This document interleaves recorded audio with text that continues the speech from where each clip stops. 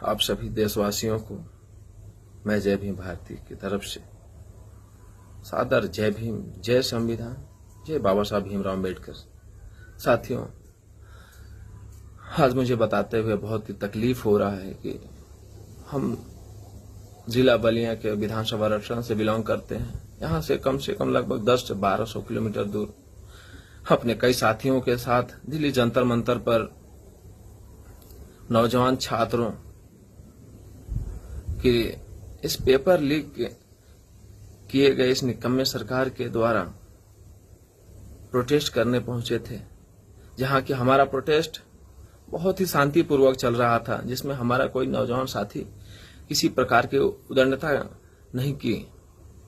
उसके बाद भी ये शासन प्रशासन के लोगों ने इतनी बर्बरता से, इतनी क्रूरता से हमारे नौजवान साथियों, माताओं, बहनों के साथ पेश आया कि कहने में बहुत शर्म आ रही है कि हमारे ही देश की पुलिस, जो हमारे टैक्स के पैसे से जिन्हें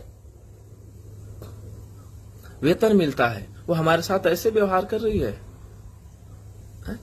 क्या इन प्रशासन के लोगों को नहीं पता है कि आज उनके भी बच्चे पढ़ते लिखते हैं, वो भी कंपटीशन में बैठते हैं। किसी का बेटा नीट क्वालिफाई करने के लिए बैठता होगा, नीट की पढ़ाई करता होगा, किसी का बेटा जेई की तैयारी करने के लिए पढ़ता होगा, किसी का बेटा यूपी पुलिस में जाना चाहता है, किसी का बेटा दिल्ली पुलिस में जाना चाहता है, किसी का बेटा SSCGD में जाना चाहता है। क्या उनका नुकसान नहीं होता होगा? वो एग्जाम देते होंगे तो उनका नुकसान नहीं होता होगा? होता होगा।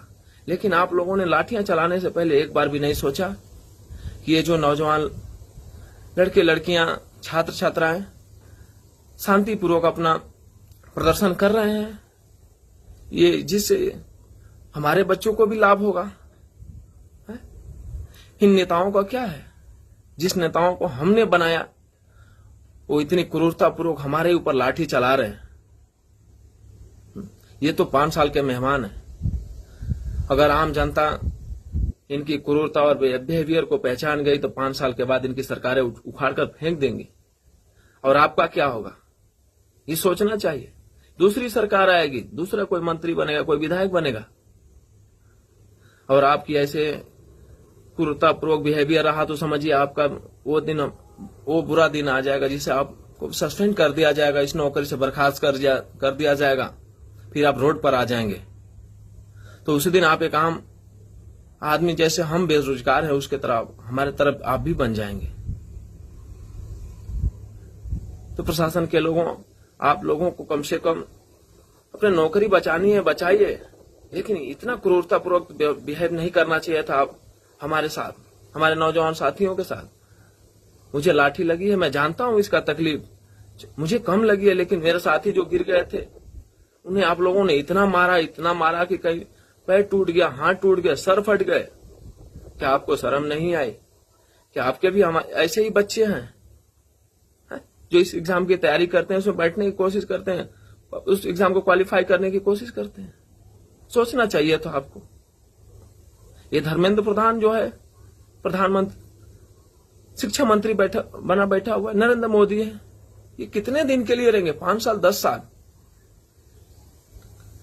इनके बाद जब इनके निकम्मेपन को ये आम जनता समझ जाएगी, इनको उखाड़ फेंकेगी। लेकिन आप तो कम से कम 50 से 60 साल की नौकरी करने के लिए आए हैं। आपको समझना चाहिए जिस तकलीफ से हम गुजर रहे हैं, हम नौजवान साथी गुजर रहे हैं, साल 2-2 साल तैयारियां कर एक एग्जाम के लिए इंतजार करते हुए 2-2 साल पढ़ते हैं, 10-10 घंटे, 15 घंटे पढ़ते हैं। उसके बाद से हमें एग्जाम देने का मौका मिलता है। वो भी एग्जाम पता चल रहा है कि पेपर आउट कर दिया जा रहा है, भेज दिया जा रहा है पैसों पर। तो सोचिए हमारे पास क्या रास्ता है? हमारे पास जो संवैधानिक अधिकार है शांतिपूर्वक प्रोटेस्ट करने का, उसे भी आप छीनना चाहते हैं। इतनी हिटलरशाही आ गई है। धर्मेंद्र प्रधान जो शिक्षा मंत्री बना बैठा हुआ है, उसे समझना चाहिए कि अगर इस्तीफा नहीं दिया तो हम फिर इसी तरह लंबे समय तक आजीवन विरोध प्रदर्शन उसका करते रहेंगे और उसे इस्तीफा देना ही होगा। अन्यथा नरेंद्र मोदी और बीजेपी सरकार समझ ले, आने वाला चुनाव दूर नहीं है। इस तरह से तुम्हें निचोड़ करके हम लोग फेंकेंगे अपने भारत देश से कि फिर तुम और तुम्हारी सरकार लौटने के लिए, तुम्हारी पार्टी सत्ता में आने के लिए तरस जाएगी। तब तुम्हें समझ में आएगा कि हमारे वोट से तुम जो हमारे ऊपर क्रूरतापूर्वक व्यवहार कर रहे हो उसका मतलब क्या होता है। तुमने शिक्षा को इतना महंगी कर दिया कि पढ़ने का मौका नहीं मिला। आम गरीब किसान मजदूर का बेटा पढ़ नहीं पा रहा है, उच्च शिक्षा नहीं ले पा रहा है, और जो लिया भी है उसे तुम इतना कमजोर करना चाहते हो कि उसे नौकरी ही नहीं मिले। नौकरी नहीं मिलेगा, बेरोजगार रहेगा तो तुमसे सवाल नहीं पूछेगा। ये भूल जाओ। यह भारत अब अंबेडकर का भारत होने जा रहा है। वो अंबेडकर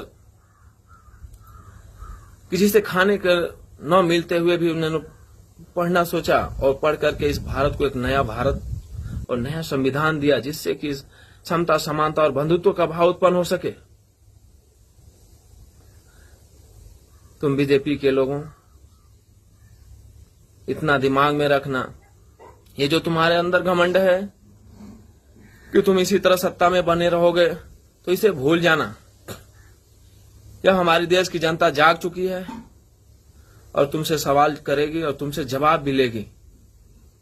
जंतर मंतर से लेकर के संसद तक का जो हाल हुआ है, तुम लोगों ने जितनी बर्बरता से हमारी बहनों और उनके साथ आए हमारी बुजुर्ग माताओं के साथ तुम लोगों ने जो भी बिहेव किया है, उसका जवाब तुम्हें देना होगा।